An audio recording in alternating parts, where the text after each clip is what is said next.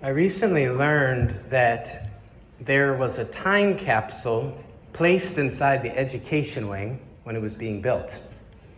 This was back in 1961, I think, and apparently people from the church took certain belongings, mementos, and they put them inside the bricks or the foundation of the education wing. And I thought this was a really neat idea, inspiring, this view towards the future. But then I realized that the only way that time capsule might be accessed would be upon the destruction of that building, which would maybe correspond to the destruction of this building, which would maybe correspond to the end of this church. And I thought that was a very sad idea. So I wonder how this time capsule thing really works. But it's still an interesting idea, this burying of things, burying of secrets. What if we could do this retroactively? What if every person in this room could write down their deepest, darkest secret? Maybe your deepest, darkest secret about this church. And what if we could bury it beneath this church? It would be most fitting if the wrecking ball ever came to 4713 3rd Street, that's this address, and the people down in Water Street in their puffy Patagonia jackets with their $6 coffees, the people who had never stepped foot in this church before wandered up the hill, they'd act all concerned. Well, why is that church going away? Why is it closing? And we could just point them to the time capsule that we had prepared retroactively, the time capsule bearing all our deepest, darkest secrets. We thought we had buried them, but those secrets would be the reason that the wrecking ball would come to this church. We think we can hide it. We think we can keep the secrets to ourselves, but they are with us all along. We've all got them, and they flare up in very subtle but impactful ways. Secrecy. We can't talk about that. We're not getting into that again. She can't know about that. He can't know about that. Have you heard people speak this way before? I've spoken this way before. It's not a good way to speak. I think it is born out of fear and distrust and ignorance. And most sadly, hanging on to secrets like this, being so afraid, forgets that we are all redeemed people, that we are all loved by God. And this love makes any secret that we have nothing. Martin Luther used to tell people to sin boldly. And when he said this, he wasn't just trying to be eminently quotable and outrageous. He was telling people to sin boldly, because if you were sinning boldly, that meant that you could also believe even more fully that you were a redeemed person of God. So it didn't matter what you did, really, because God's love for you was so much greater than any mistake that you made. So you could acknowledge a mistake, you could acknowledge a sin, and know that God loved you still. I think it's a beautiful idea. So, as a Lutheran in your midst, I want to tell you, the people of the Congregational Church of Excelsior, maybe who are not Lutherans, except for Lydia. Lydia's a Lutheran too. I want to tell you to sin boldly. Not because I'm being outrageous or want to be provocative from the pulpit. I want you to sin boldly because I want you even more to believe that you are redeemed and that the love of God is so much greater than any sin you may ever commit. Secrets. Did you hear the part where Mandy was reading from the Bible? The Rabshakeh's words, telling the people that they are doomed to eat their own dung and drink their own urine. Catching part. That's the book we gave our kids today. This wasn't my favorite part of the reading, though. My favorite part of the reading today was the leaders of Judah, the leaders of that city, standing outside the gates and begging the people who were saying these horrible things to speak a little quieter so everybody else doesn't hear. Can you speak in a different language? These people couldn't handle hearing those sorts of things. Have you ever heard that before? We can't let so-and-so know what's really going on. We've got to keep it from them. Every person who has a lifelong relationship to faith, their relationship to God changes over time. And the more you think about God, the more your relationship with God changes. So people who go to seminary and think about God a lot, sometimes your own faith can change there. Maybe the pious faith that you had as a young person that led you to seminary, maybe it changes a little bit when you read certain books. I remember when I was in divinity school or seminary, encountering new ideas about God. And it was a little frightening. And I think it was a little frightening for my colleagues or peers too. And sometimes we would wonder, if we think these things about God, are we really equipped to be leaders of a church? And it was kind of a self-important question. We would ask our seasoned pastors or professors this question: can we really be pastors if we think this? And I remember on one occasion a professor being asked this question, and he laughs right in the face of it.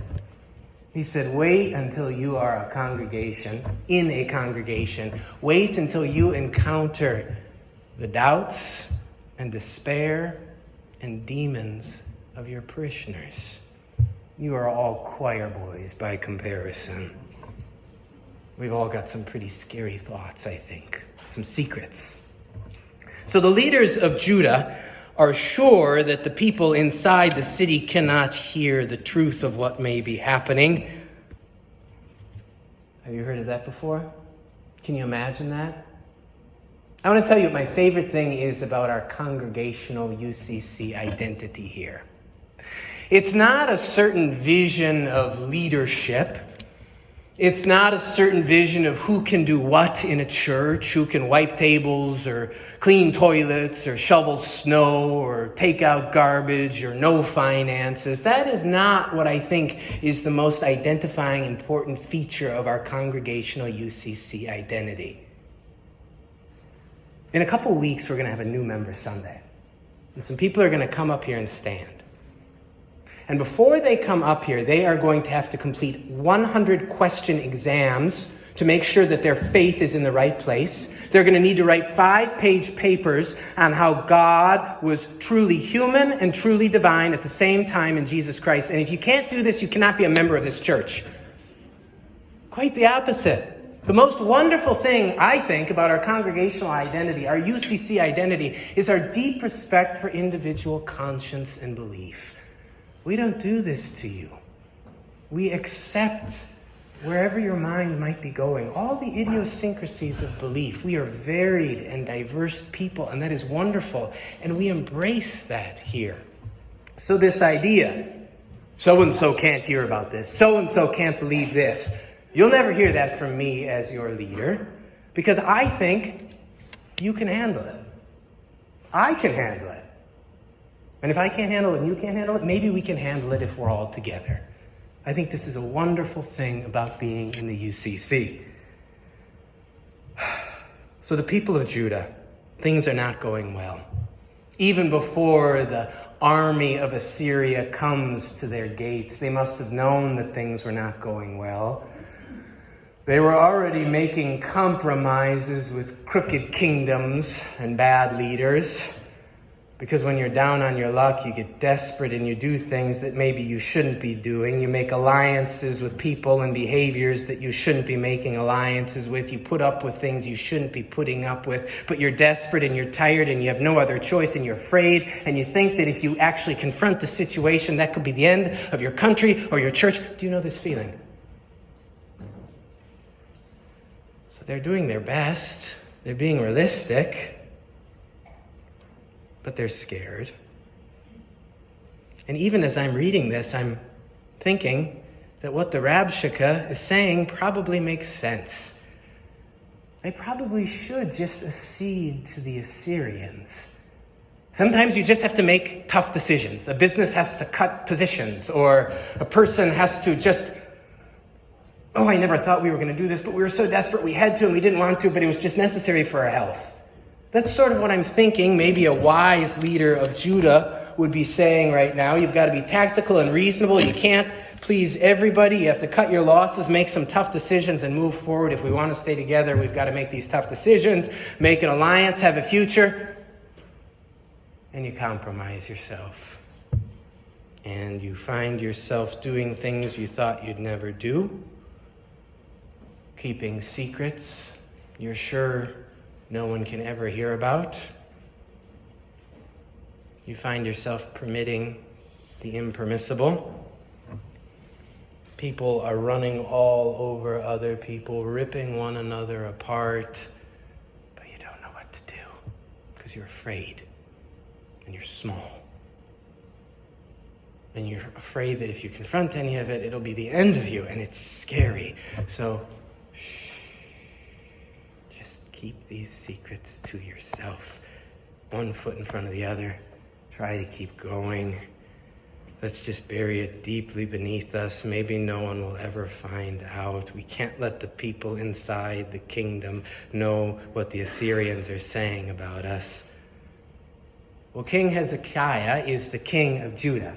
And he hears this message from the Rabshakeh, and he knows it is very bad news.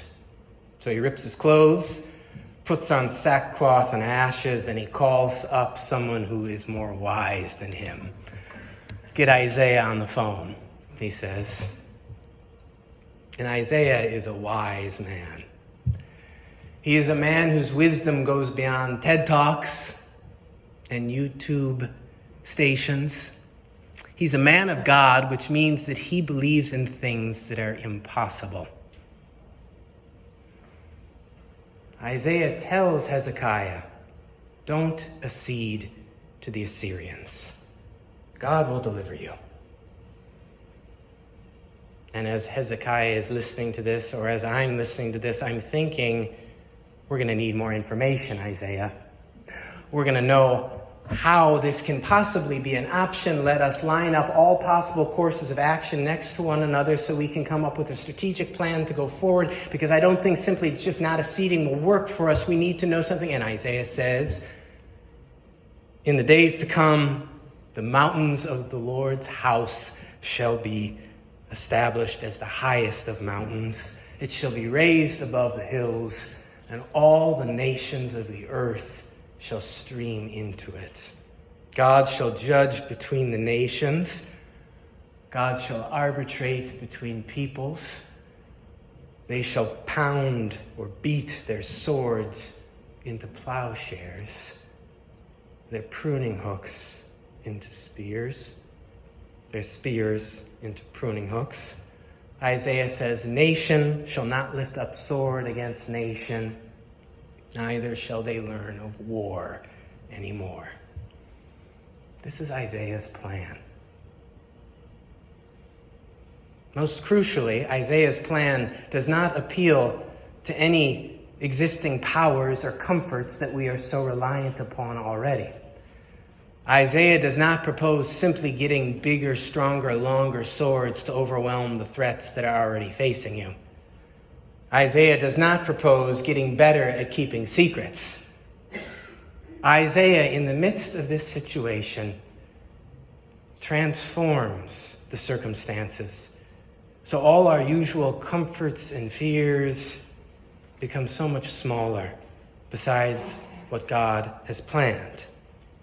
Swords will be turned into plowshares, spears into pruning hooks. Maybe secrets will be turned into funny little asides. Like a balloon, the air will just go out and it will fall to the ground, and you will laugh and say, can you believe that? Can you believe that? Secrets. Can you believe that? And we'll laugh at these secrets.